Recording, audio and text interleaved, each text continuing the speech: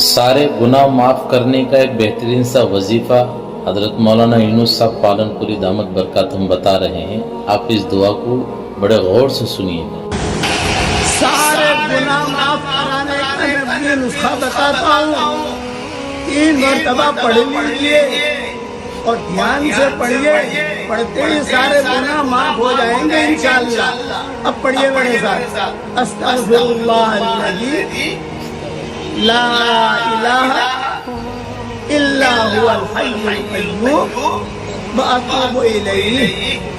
استغفر اللہ الذی لا الہ الا هو الحی القیوم واتوب الیہ.